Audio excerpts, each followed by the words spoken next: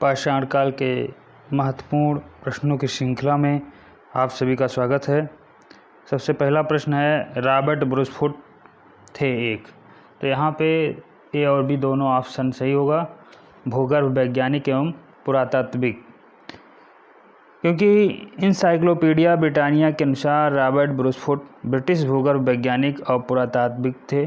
Geological सर्वे से संबंध Robert Bruce Foote ने 1863 ईस्वी में भारत में पाषाणकालीन बस्तियों के अन्वेषण की शुरुआत की। इससे स्पष्ट होता है कि ए और बी दोनों ऑप्शन सही होंगे, यानी कि रॉबर्ट ब्रूसफुट भूगर्भ वैज्ञानिक एवं पुरातात्विक थे। इसके बाद में कोपेनहेग संग्रहालय की सामग्री से पाषाण, कांस्य और लौह युग का त्रियुगीय विभाजन किया था। किसने किया था? तो ये थॉमसन है। तो डेनमार्क के कोपेनहेग संग्रहालय की सामग्री के आधार पर पाषाण, कांस्य और लौह युग का त्रियुगीय विभाजन 1820 ईस्वी में पुरातात्विक क्रिश्चियन जर्गेनसन थॉमसन ने किया था। तो यहाँ पे आपको मालूम होना चाहिए कि पाषाण, कांस्य और लौह, तो पाषाण यानी पत्थर वाला युग, जिसको भी 3 भाग में बांटा गया है, पुरापाषाण काल, मध्य पाषाण काल एवं नवपाषाण काल।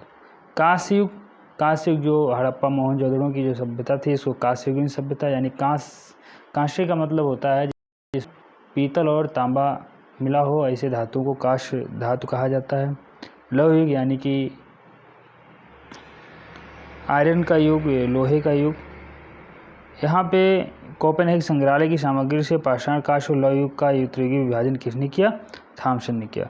इसके बाद में क्वेश्चन नंबर 3 है, उत्खलित परमाणु के अनुसार पशुपालन का प्रारंभ हुआ था। पशुपालन आपको मालूम होना चाहिए कि यहाँ पे पशुपालन जो है ये मध्यपाषाण काल में प्रारंभ हो गया था। मध्यपाषाण काल में पशुपालन प्रारंभ हुआ। तो मध्यपाषाण काल के अंतिम चरण में पशुपालन के साक्ष्य प्राप्त होने लगते हैं।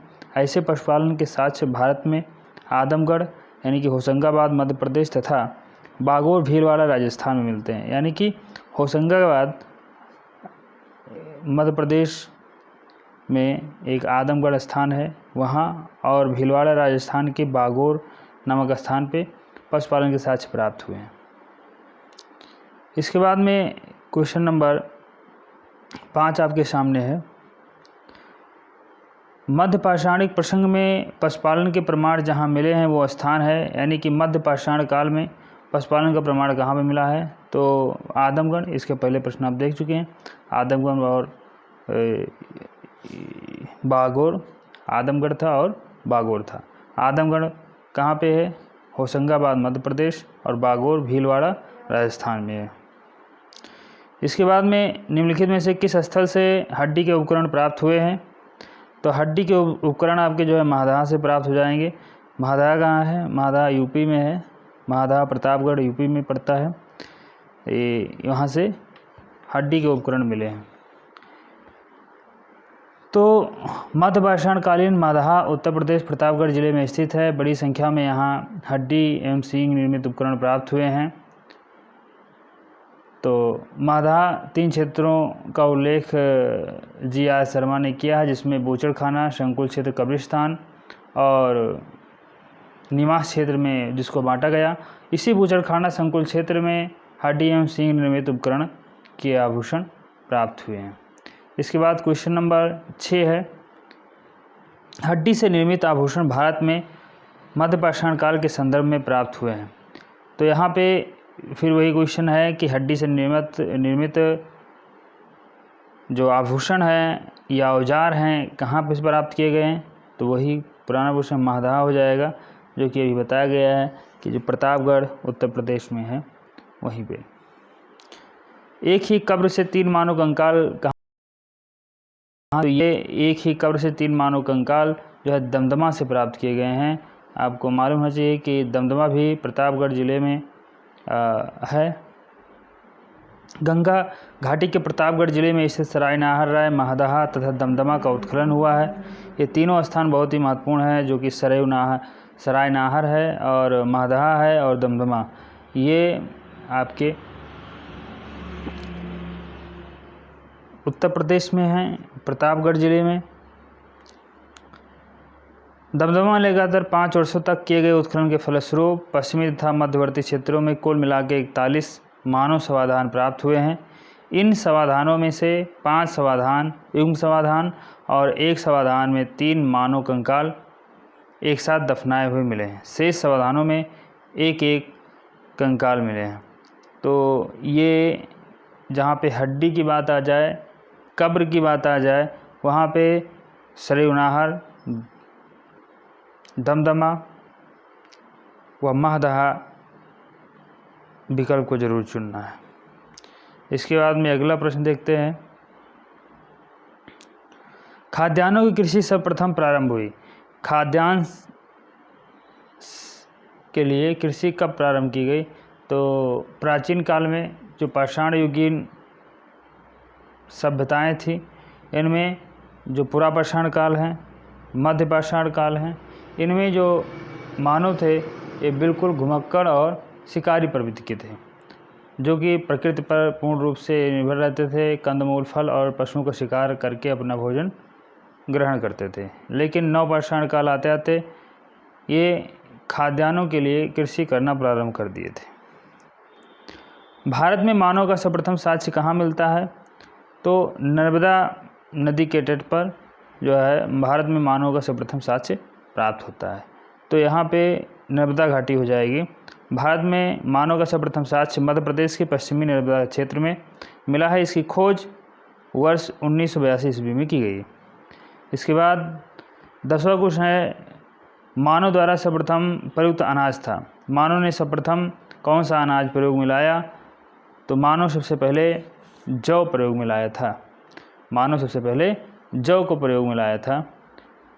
इसके बाद अगला प्रश्न है, भारतीय उपमहाद्वीप में कृषि के प्राचीनतम साक्ष्य हैं। प्राचीनतम साक्ष्य के बारे में बात किया जा रहा है। तो कोल्डिहिवा, लहुरादेव, मेहरगढ़ और टोकवा से। तो यहाँ पे लहुरादेव जो है कृषि के प्राचीनतम साक्ष्य के रूप में वर्तमान में माना जा रहा है। लहुरादेव कहाँ है? ये यूपी के संत कबीरनगर ज़िले में पड़ता है लहुरादेव। यहाँ से चावल के प्राचीनतम साक्ष्य प्राप्त हुए हैं। नवीनतम खोजों के आधार पर भारतीय उपमहाद्वीप में प्राचीनतम कृषि साक्ष्य वाला स्थल उत्तर प्रदेश के संत कबीरनगर जिले में स्थित लहुरादेव है, जहाँ से 9000 ईसा पूर्व से 7000 ईसा पूर्व मध्य के चावल के साक्ष्य प्राप्त हुए हैं। उल्लेखनीय है कि इस नवीनतम खोज के पूर्व भारतीय उपमहाद्वीप का प्राचीनतम कृषि साक्ष्य वाला स्थल मेहरगढ़, इसके पहले मेहरगढ़ को माना जाता था, जो कि पाकिस्तान के बलूचिस्तान में स्थित है, जहाँ से 7000 ईसा पूर्व के गेहूँ के साक्ष्य मिले थे। जबकि प्राचीनतम चावल के साक्ष्य वाला स्थल कोल्डिहिवा इलाहाबाद जिले के बेलन नदी तट पर स्थित, यहाँ से 6500 ईसा पूर्व के चावल की भूसी के साक्ष्य मिले। तो इसके पहले गेहूं के लिए मेहरगढ़ को प्राचीनतम साक्ष्य माना जाता था और चावल के लिए बेलन घाटी में कोल्डिहिवा को माना जाता था। लेकिन वर्तमान में संत कबीरनगर के लहुरादेव को कृषि का प्राचीनतम साक्ष्य के रूप में चावल का सबसे प्राचीनतम स्थान माना जाता है। भारतीय उपमहाद्वीप में कृषि के प्राचीनतम साक्ष्य प्राप्त हुए। अगला प्रश्न है, प्राचीनतम साक्ष्य प्राप्त हुए। तो यहाँ पे लोथल, मेहरगढ़, हड़प्पा, मुंडगाड़। तो देखिए लहुरादेव यहाँ पे विकल्प नहीं है, इसलिए मेहरगढ़ को माना जाएगा, क्योंकि लहुरादेव से पहले मेहरगढ़ को माना जाता था। ये प्रश्न भी पुराना है, अभी जल्दी में ये लहुरादेव को मानने जाना लगा है, तो इसलिए यहाँ पे मेहरगढ़ होगा। इसके बाद में अगला प्रश्न है, नवपाषाण युग में भारतीय उपमहाद्वीप के उत्तर पश्चिमी क्षेत्र में निम्नलिखित में से किस स्थान पर कृषि के अभ्युदय के प्रारंभिक प्रमाण प्राप्त हुए हैं?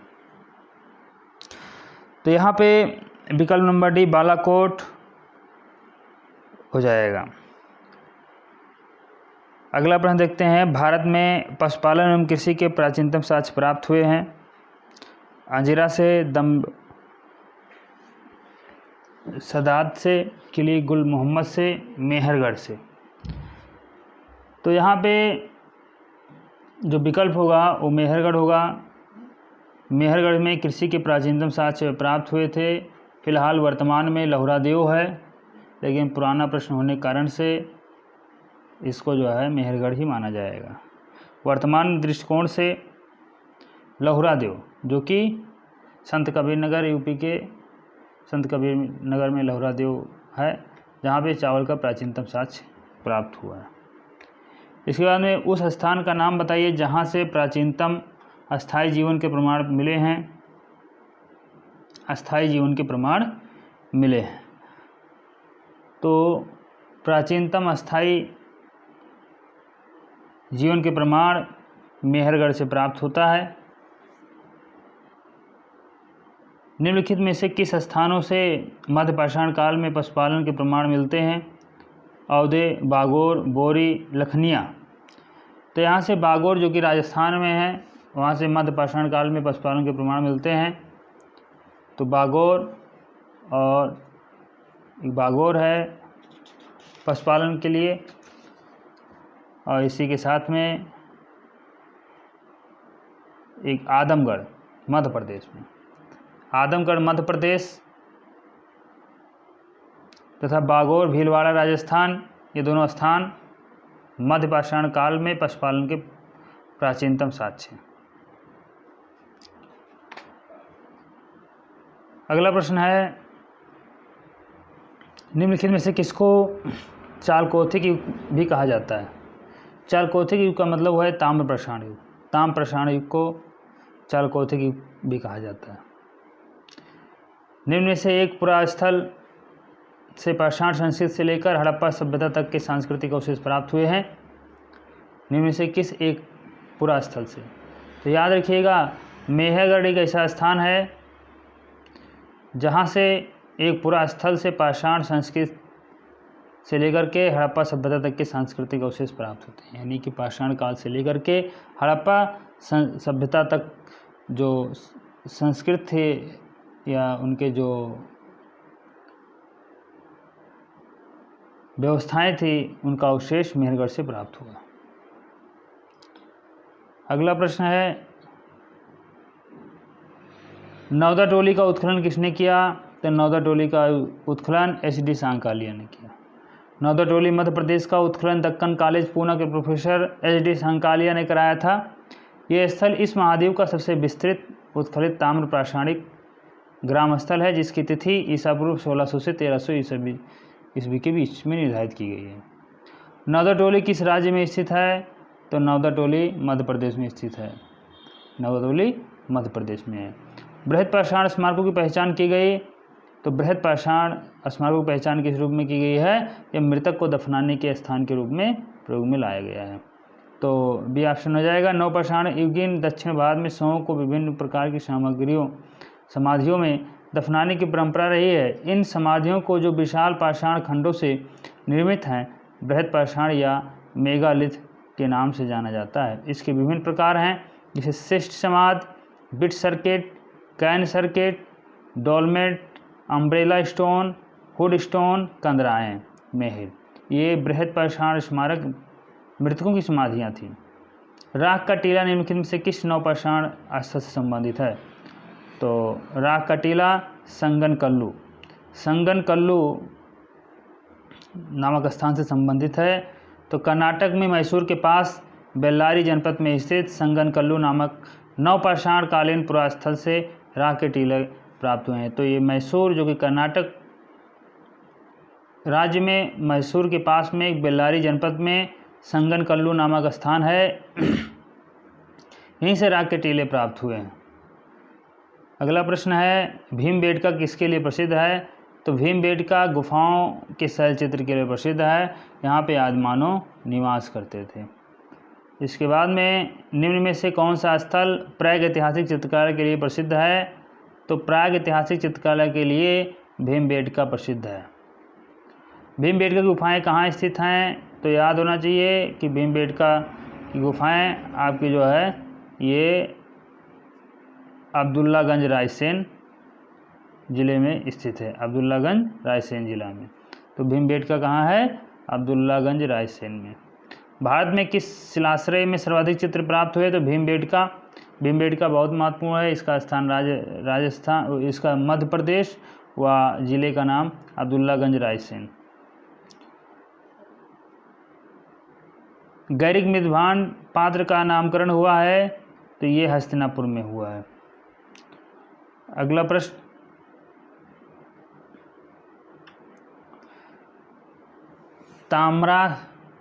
त्रामास काल में महाराष्ट्र के लोग मृतकों को घर के फर्श के नीचे किस तरह दफनाते थे? तो ये उत्तर दक्षिण दिशा में दफनाते थे, उत्तर से दक्षिण दिशा में। तो निम्नलिखित में से किस स्थल से मानव कंकाल के साथ कुत्ते का कंकाल भी सावधान में प्राप्त हुआ? बुरजोहम में, जो कि जम्मू कश्मीर में, यहाँ से मानव के साथ में कुत्ते का कंकाल भी प्राप्त हुआ है। निम्नलिखित में से किस स्थान में मानव के साथ कुत्ते को दफनाने का साक्ष्य मिला है? तो ये भी उत्तर हो जाएगा बुरजोहम। गर्त आवास के साथ मिले हैं, तो ये भी जो है बुरजोहम जम्मू कश्मीर में हो जाएगा। और अगला प्रश्न लेते हैं, विंध्य क्षेत्र के किस शिलाश्रय से सर्वाधिक मानव कंकाल प्राप्त हुए हैं? तो ये लेखहिया हो जाएगा, लेखहिया। तो लेखहिया में सबसे अधिक शिलाश्रय मानव कंकाल प्राप्त हुए हैं। और भारतीय पुरातत्व सर्वेक्षण विभाग मंत्रालय में किसका संलग्न कार्यालय है? संस्कृत, ये संस्कृत से संबंधित होगा। भारतीय पुरातत्व सर्वेक्षण विभाग जो है ये संस्कृत मंत्रालय के अंतर्गत कार्य करता है। भारतीय पुरातत्व का जनक किसे कहा जाता है? तो भारतीय पुरातत्व के जनक अलेक्जेंडर कनिंघम को कहा जाता है। राष्ट्रीय मानव संग्रहालय कहाँ स्थित है? तो राष्ट्रीय मानव संग्रहालय भोपाल में स्थित है। तो राष्ट्रीय मानव संग्रहालय, जिसका नाम बदलकर इंदिरा गांधी राष्ट्रीय मानव संग्रहालय कर दिया गया है, भोपाल में स्थित है। यह मानव सरकार या भारत सरकार के संस्कृत विभाग के अंतर्गत